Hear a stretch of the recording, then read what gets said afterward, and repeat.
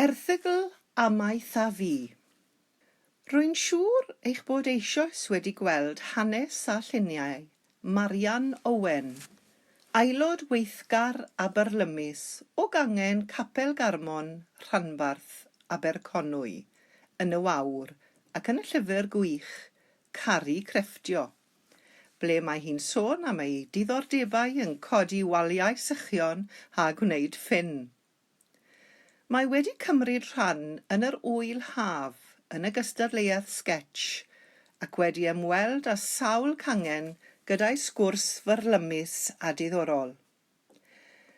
Daeth yn enwog fel sefydlydd clwb cerdded ffit a cŵl Capel Garmon, oedd yn cyd-fynd gyda ymgyrch gerdded Merched y Wawr yn ystod Covid, a rhoddodd fodd i fyw i nifer fawr o aelodau'r mudiad, ac mae'n parhau i drefnu teithiau cerdded yn fusol yn ei hardal a thu hwnt. Mae Marian yn ymieithwr prysur iawn, ac yn yr erthygl mae wedi nodi beth sydd mynd ymlaen yn y diwydiant ar hyn o bryd, a'r pryderon sy'n bodoli am ddyfodol y diwydiant. Magwraeth. Roedd y fagwraeth a gefais yn freintiedig iawn. Tyfais i fyny ar fferm yn ardal Eifionydd, ym Mhlwyf Llanystumdwy, dafliad carreg o'r lôn goed. Mi gefais fagwraeth Gymreig anturus yn llawn rhyddid, o fynd ar fy meic am filltiroedd, neu ar gefn y gaseg, yn carlamu o un pen y lôn goed i'r llall. Lle mae amaethu yn y cwestiwn, cefais gyfrifoldebau yn ifenc iawn gan fy nhad i ymdrin a gwneud penderfyniadau ar gyfer rhedeg y fferm. Mi roeddwn yn prynu ac yn gwerthu stoc yn ferch 20 oed, gan fynychu marchnadoedd, lle mae calon y diwydiant yn cymdeithasu a thynnu coes, ac mi wnes ffrindiau gydol oes o bob cenhedlaeth. Roedd fy nhad o flaen ei amser, achos nid merch a welai, ond unigolyn a oedd yn meddu ar sgiliau amaethyddol.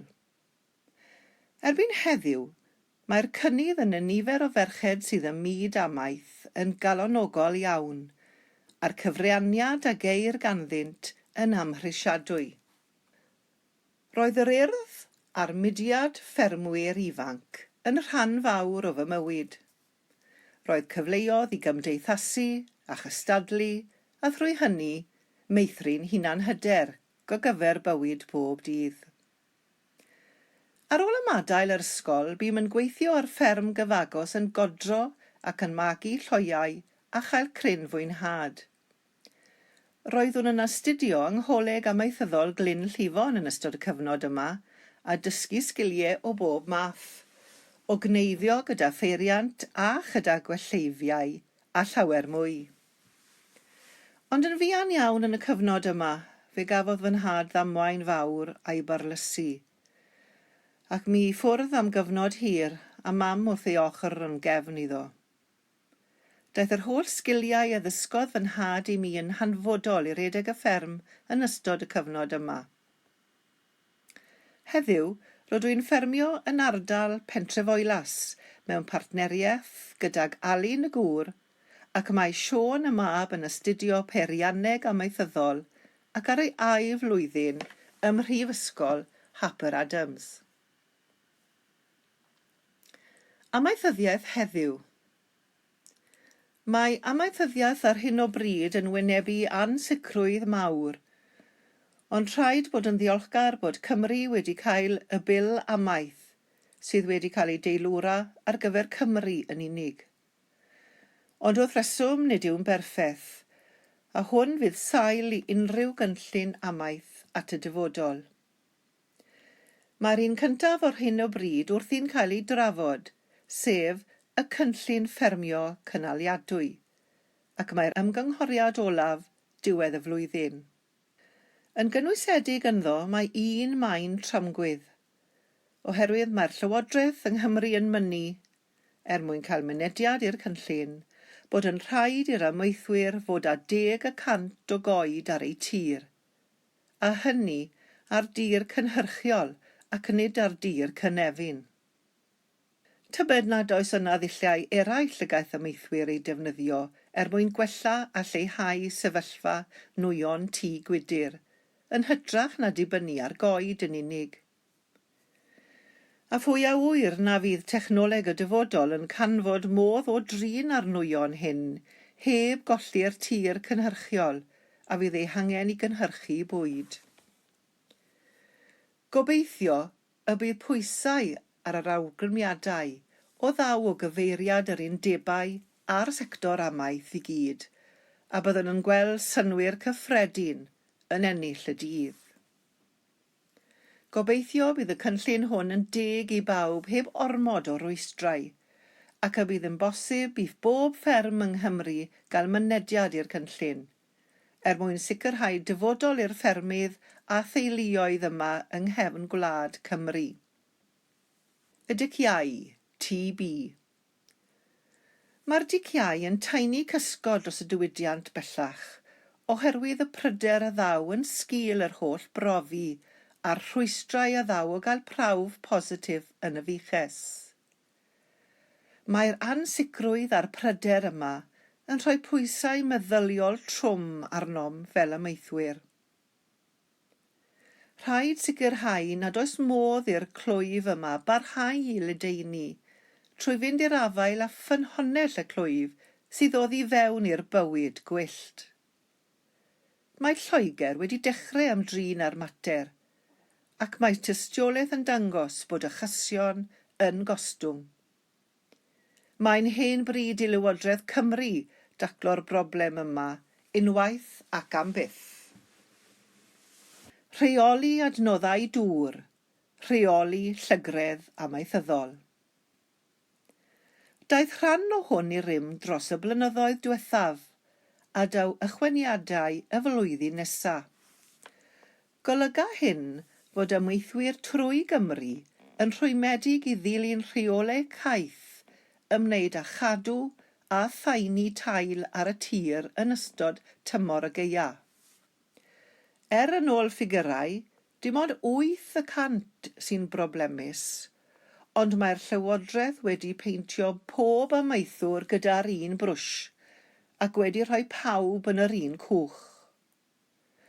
Onid doeth a synhwyrol fuasai cynghori a chynnig cymorth i'r 8% problemus, ac yna ei ehangu ymhellach fel bo'r angen? Yn ddios, gellir rhagweld nifer o ffermydd Cymru yn penderfynu cael gwared ar fiches, yn hytrach na gwario symiau enfawr, bod cymorthdal ar gael mwyn cydymffurfio â'r rheolau. Bod y Llywodraeth yn gwadu nad yw'n fwriad, rhaid gofyn y cwestiwn, ai'r nod yn y pen draw trwy holl reoliadau yw lleihau'r fiches. Sioeau amaethyddol. Dyma'r ffenestr i'r byd amaeth, ble mae'r dref a'r wlad yn dod at ei gilydd, boed yn lleol neu'n genedlaethol, ac mae'n gyfle i addysgu pawb am bwysigrwydd amaeth a safon ein cynnyrch. Mi fu minnau hefyd yn cystadlu mewn sioeau ers yn ifanc, trwy arddangos gwartheg Charolais, a chael y cyfle i ferniadu hefyd, a mwynhau'r profiad yn fawr. Mae'r gwmnïaeth a geir wrth fynychu sioeau yn hamhrisiadwy, trwy gyfarfod hen gyfeillion a chei ffrindiau newydd, a rhoi'r byd yn ei le. Diddordebau.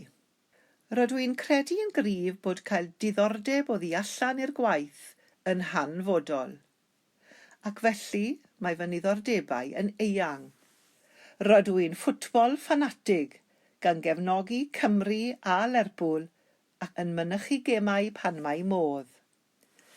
Rydw i'n aelod o gwmni drama Nebo Llanrwst ac yn mwynhau'r actio yn ogystal â'r hwyl sydd i'w gael wrth ymarfer. Mae beicio yn ddiddordeb arall.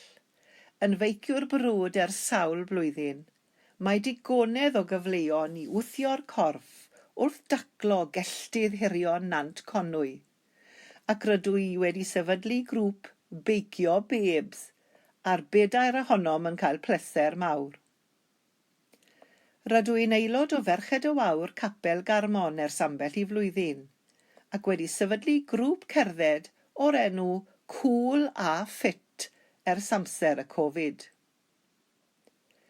Mi fyddaf yn trefnu teithiau cerdded unwaith y mis yng nghyffiniau Nant Conwy ac ymhellach, a thrwy hyn yn dod i adnabod a dysgu am hanes yr ardaloedd cyfagos.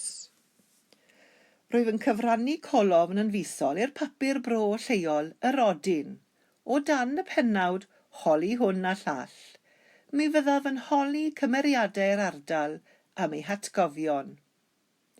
Mae hyn yn brofiad pleserus, a byddaf yn teimlo'n ffortunus o gael y pleser o'i holi a sgwrsio a chofnodi. Ar dyfodol, wel, does yr un diwrnod yr un fath, o ddosio defaid, ffensio, codi waliau neu ar y tractor. Dwi'n caru'r job a chefn gwlad a'i phobl, a gobeithio y byddaf yn dal ati tan yn 110.